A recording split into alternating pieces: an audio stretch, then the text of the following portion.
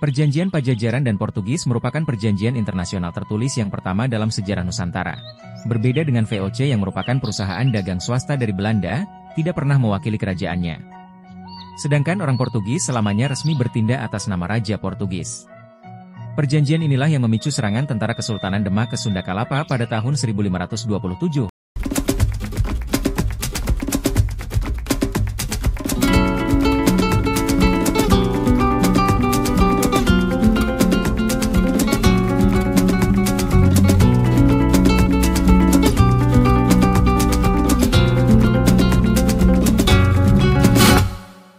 Assalamualaikum warahmatullahi wabarakatuh. Jumpa kembali di Jurnal Abah. Semoga teman-teman selalu berada dalam keadaan sehat walafiat, dimudahkan segala urusannya dan rezekinya berlimpah. Amin ya robbal alamin. Jika teman-teman berjalan-jalan ke Museum Nasional Republik Indonesia di Jakarta, pada sebuah sudut museum ada batu serupa lingga setinggi 165 cm. Batu itu adalah sebuah prasasti atau padrau. Di bagian atasnya ada gambar bola dunia dengan garis khatulistiwa dan 5 garis lintang sejajar.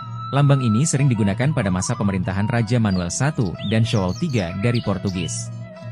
Di atas lambang tersebut terdapat gambar trefoil kecil, yaitu tumbuhan dengan 3 daun. Pada baris pertama tulisan prasasti tersebut terdapat lambang salib, dan di bawahnya terdapat tulisan Spor yang merupakan singkatan dari Dusenhario de Portugal, penguasa Portugal.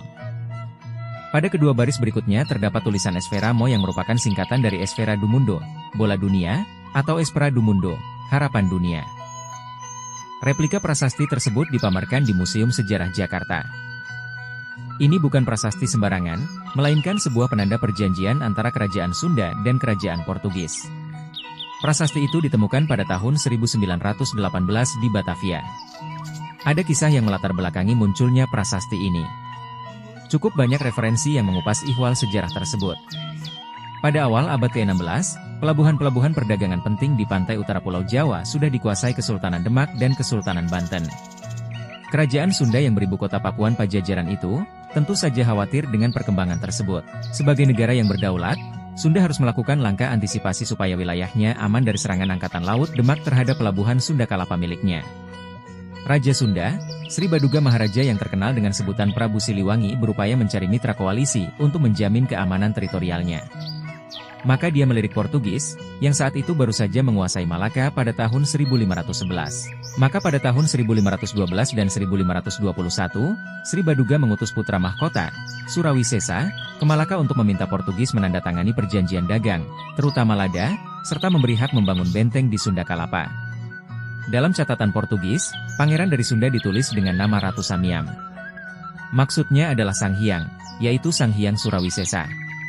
Pada tahun 1521 itu, Alfonso de Albuquerque menjadi gubernur di Malaka.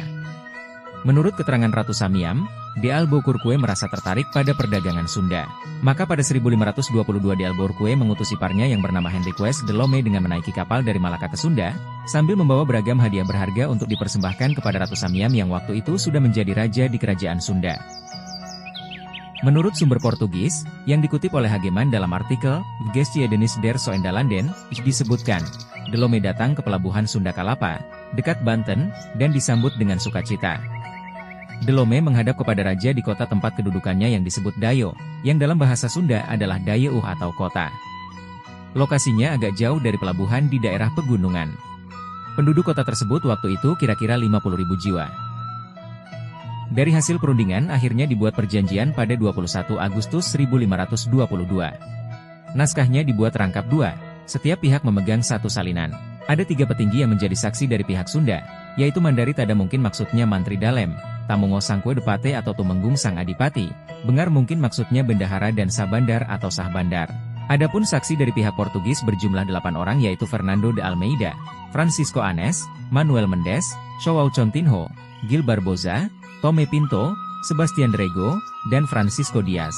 Saat ini satu salinan perjanjian tersimpan di Museum Nasional Republik Indonesia, sementara satu salinan lagi disimpan di Arsip Nasional Torre do Tombo, Lisboa, Portugal. Raja Sunda sepakat dengan perjanjian persahabatan dengan Raja Portugal dan memutuskan untuk memberikan tanah di mulut Sungai Ciliwung sebagai tempat berlabuh kapal-kapal Portugis.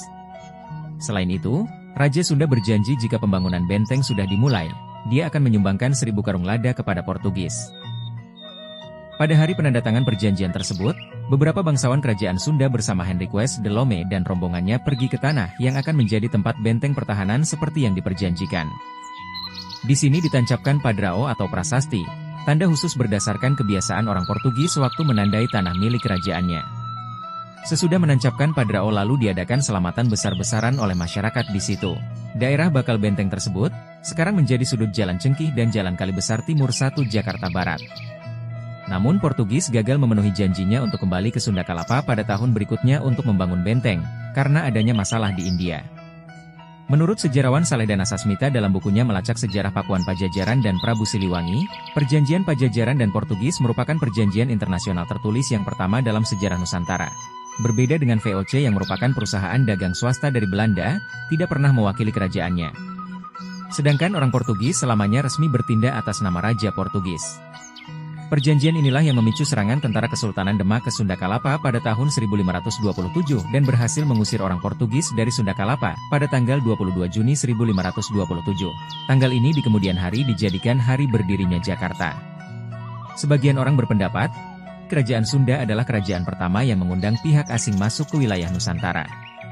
Pandangan lain mengatakan, Kerajaan Sunda sebagai sebuah kerajaan berdaulat saat itu, berhak untuk mempertahankan kedaulatannya dengan berbagai cara. Terlebih lagi pada masa itu belum ada konsep Nusantara atau Indonesia sebagai sebuah kesatuan. Masih terdiri dari kerajaan-kerajaan yang memiliki wilayah masing-masing. Demikianlah catatan jurnal Abah kali ini, yang masih berkaitan dengan khazanah masa lalu. Semoga ada manfaatnya untuk kita yang hidup pada hari ini. Sampai jumpa kembali pada tayangan video lainnya. Hatur nuhun. Wassalamualaikum warahmatullahi wabarakatuh.